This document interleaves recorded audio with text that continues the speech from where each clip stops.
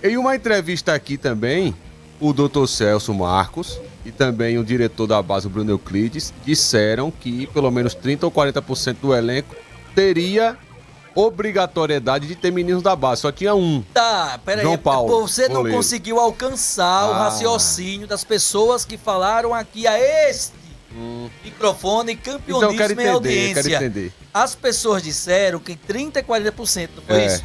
Mas deram a data, o dia. Não. Então aguarde, vai acontecer. Fala, Viderlan. Pode ser esse Esses ano. movimentos sobre técnico, 2030. sobre contratações, isso só vai acontecer após a eleição. A não ser que já Exatamente. exista um nome praticamente definido. Então, assim, esses movimentos aí. Leandro Campos é um bom nome. Meio-campista que jogou no CSE, Luiz Fernando, é bom nome. Esses movimentos só depois da eleição. Não adianta a gente nem, numa situação com a gente pode até debater quem seria uma boa opção, mas essa situação só vai ser definida porque tudo que o cara faz de movimento hoje no Asa, exemplo, tomei conhecimento esse final de semana que nesses movimentos que acontecem nos bastidores, já tem inclusive o nome, por exemplo, de pessoas, de profissionais que fazem parte de uma lista. Só que aí, o que é que acontece? Uma coisa é ter o nome do Jorge Moraes na lista. E outra coisa é quando a coisa for definida e a gente chegar para conversar com o Jorge Moraes. Jorge, você quer vir para esse projeto? Aí o Jorge Moraes diz, quero não. Mas, rapaz, aqui a gente vai pagar bem, venha para cá. Vou pensar. Então, existe uma série de fatores que dificultam, que estendem bastante essa ideia, essa discussão de quem serve e quem não serve. Eu diria que o aspecto eleitoral do Asa vai definir muita coisa, principalmente nesse projeto. O que o Tony traz, e eu utilizei até aquilo que diz a Bíblia, né, que muitos homens deveriam seguir a Bíblia à risca, e alguns até tentam seguir à risca, mas na prática não funciona. Coisa linda. É que, na verdade, no futebol... que, na verdade, no futebol, a regra é a seguinte, né, Moraes? 23 jogadores com mais 5 da base, né? A regra é essa, né, no futebol. Mas na prática não funciona, Jorge Moraes. Você, como ex-pastor, explica aí, Jorge Moraes, essa história. Uma vez o dirigente do Internacional, olhe, eu não estou falando do ASA, do CSA, do CRB, estou falando isso não, em relação à base. Eu ouvi o presidente do Internacional dizendo, o Internacional tem uma formação de base muito boa e até com possibilidade de venda de jogador. E ele disse assim, olha, quando chega no final de uma temporada, que a gente consegue pinçar 2 jogadores da base para o grupo profissional, a gente já agradece a Deus. Aproveitar que tem a história da Bíblia aí, que o Viderlan colocou, a gente já agradece a Deus ter conseguido pinçar 2 jogadores da base para o profissional.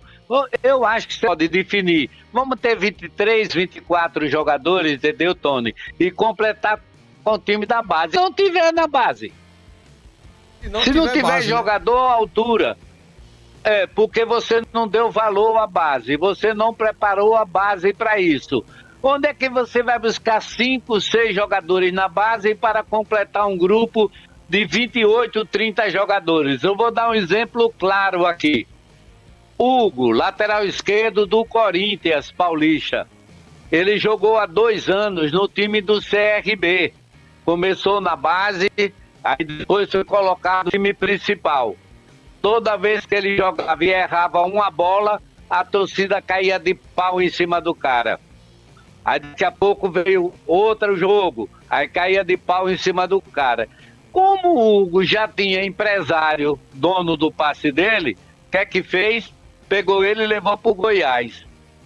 No Goiás ele não tinha a pressão do time da casa, que era o CRB, ele jogou lá no Goiás. E terminou a temporada, ele foi para o Corinthians e hoje é titular do Corinthians Paulista. Será que William Formiga, Rian, esses caras aí jogam mais do que o Hugo, que hoje está lá no Corinthians? É por isso que a gente tem muito cuidado com essa questão da base, porque de repente não é só ter a quantidade para completar, é você ter a qualidade, pelo menos um jogador que você já vai se dar satisfação satisfeito pelo conjunto final, até em relação ao futuro desse menino que está chegando. Por isso que eu tenho muito cuidado com relação a isso. Eu concordo, Moraes. Vou dar 2 pontos aqui que são fatos concretos. Hugo, lateral esquerdo, tem sondagem do futebol espanhol. Tá com sondagem do futebol espanhol. Daqui a pouco eu trago o nome do time, inclusive. A pessoa me passou o time na última semana, quinta ou sexta-feira, e terminou passando pelo sentido, mas vou perguntar aqui de novo. Inclusive, o Hugo foi dispensado pelo Asa. Foi dispensado do Asa. Tem sondagem do futebol espanhol, o Hugo. Tem sondagem. Esse é um ponto. O outro ponto, você disse jogador da base. E o cara do Internacional disse que tem que ter pelo menos 2 aqui, quando a gente consegue terminar a temporada. Sabe o que era que o João Feijó dizia lá atrás? Se eu tiver uma base que eu não consiga ter no profissional, não é jogando não, é treinando no profissional, que o treinador do profissional disse, eu quero esse menino treinando aqui com a gente. Se eu não tiver 1 ou 2, 17, 18 anos, sendo chamado pelo técnico do profissional para treinar no profissional, não serve para mim, tá fora. A questão da qualidade. Exatamente. Por aí você tira. Pois é discutível, né? É discutível. Por isso que eu falo, quando eu falei a questão daqui, de que tem que se trabalhar também esse detalhe da base, né? Isso é importante, né? É importante também. Só que a base do Asa está abandonada. Esse é o problema. Eu tenho um pouco... Agora, a ousadia, viu, André? Só rapidinho, viu, André? A ousadia de trazer, por exemplo, para esse momento do Asa, o Asa conseguiu nessa temporada, e nós precisamos dar a César, independente de quem indicou, um cara que pulou de uma categoria que não tinha representatividade profissional para poder terminar a temporada sendo pedido entre os titulares que foi o Kellyton. Que foi pedido na titularidade, mas ele não foi formado no Asa, queimou essa etapa, por exemplo, de uma formação profissional, numa categoria de base até onde sei, né, porque estava jogando uma competição sem papel representativo profissional. Ou seja, deu um salto na carreira que a gente pode considerar até fora da curva, naquilo que se considera na Bíblia do futebol. Hoje estou bem, né, assim, né, religioso, né, hoje, né, mas na Bíblia do futebol. Então eu poderia dizer que mesmo não tendo base para poder investir, para poder revelar, essa temporada para a equipe do Asa foi mais uma demonstração de que o mínimo de formação pode deixar bons resultados. O grande problema é quando se trata de Asa e revelação de talentos, eu não sei se vocês têm essa mesma sensação, mas a sensação que tem é o seguinte, é que todas as vezes que se fala em reativação das categorias de base do Asa, começa a ser construída a ideia daquela safra, época Vica, que tinha Cal, que tinha Silvio Carrasco, que tinha muitos jogadores que o Asa formou, Jorginho, volante, Didira, que estava naquela safra também. Então, assim, começa a se construir uma atmosfera de que a novela vai ser a mesma, que o roteiro vai ser o mesmo. E na prática não é. É por isso que eu utilizei, e o Moraes só fez completar aquela ideia que a gente estava tentando dizer, que na prática não é tão simples assim de você ter, por exemplo, das categorias de base, 10, 20 jogadores e conseguir fazer com que esses caras, eles ganhem o espaço dele na equipe profissional em 10, 20 lugares. Porque assim seria muito prático para o futebol. Todo mundo investiria na base e 100% base seria a alternativa. O discurso é esse. E eu já estou cansado de ouvir de dirigentes dizendo, não, porque agora nós vamos investir na base e tudo mais. Aí você pega o investimento da base e, ao mesmo tempo, as necessidades por resultados na equipe principal. Aí você tem um cobertor pequeno, quando você vai para a balança econômica no dia a dia. Você tem um cobertor pequeno numa situação como essa. Principalmente quando você não tem competições, participação em competições que venham te render muito dinheiro, como é o caso do Asa, por exemplo, que só tem a Copa do Brasil e uma pré-Copa do Nordeste, que são as competições que a gente pode dizer assim, mais rentáveis que o Asa tem na temporada, né? Falando de base, eu citei agora, eu tenho um pouco de propriedade para falar, que eu passei 4 anos na base do Asa e vi muita coisa. O primeiro título do Asa foi em 2011, no Sub-20, mas teve um processo todo.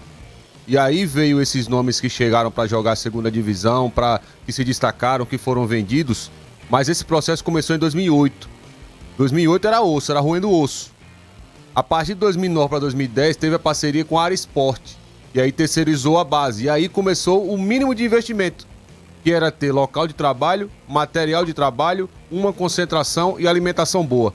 E aí, naquele momento, o Asa conseguiu bater em CRB, CSA, Corinthians Alagoano, porque deu a estrutura, deu o suporte. E o processo de 2008 até 2010, quando subiu a André Nunes, subiu o Jorginho, subiu o Silvio Carrasco, e ele jogando, foi porque começou lá atrás. É aquilo que eu sempre falo sobre base, não é algo simplista no futebol, não é simples, é complexo, é como o Vidalan disse. No discurso é muito fácil, na prática é complicado, porque é um processo. E na maioria das vezes, e vários clubes do Brasil, e aí a gente não estou falando só do Asa nesse momento, de outros clubes também, tratam a base como gasto, não como investimento. Acredito que é o principal equívoco que acontece no futebol. Então hoje o Asa carece de melhorias na base, de fortalecer a base, para com o tempo, através dos processos, e aí sim esses meninos tiverem a sequência de jogar um sub-15, jogar um sub-17, jogar um sub-20, para na última etapa desse sub-20, com 18 para 19 anos, eles estarem, no mínimo, preparados para jogar o profissional, que é totalmente diferente. Tem que se ambientar, o ritmo de jogo é totalmente diferente. E o dirigente, André?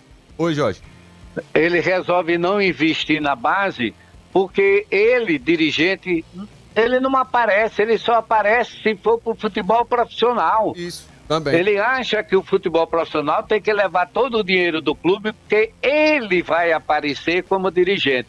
E na base ele não vai aparecer. Aí eu concordo plenamente com você que é por aí. Para eles é gasto e não dá vitrine para ele como dirigente. E até para finalizar, falando diretamente do Asa, acho que foi em 2016 para 2017. Inclusive eu fiz um comentário que muita gente achou ruim. Do clube, torcedor, falei, vai passar 10 anos. 2016. Irão passar 10 anos e o Asa não vai revelar ninguém. A gente tá em 2024, de lá pra cá quem foi revelado? Ninguém. Trabalho de base é escasso. É ruim. E estamos perto dos 10 anos. Exatamente, é ruim. E eu não falo isso torcendo para que dê errado. Eu quero que 1, 2 todo ano apareçam. Mas pelo o trabalho que não é feito de forma correta, não vai aparecer. Os meninos jogaram agora o Sub-20, tem meninos de qualidade, 17, 18 anos. Mas eles jogaram, acabou o campeonato e acabou tudo para eles. Porque vai ter que esperar o ano que vem para jogar, quem tiver idade, né? Ano que vem para jogar... Até porque o amador tá vivendo separado do profissional. Isso, exatamente. Então é complicado. Aí vai aproveitar simples, o cara como? Não tem como. Então é trabalhar, é mudar a ideia. Enquanto não mudar a ideia, os conceitos e a metodologia de fazer base, o Asa não vai revelar ninguém.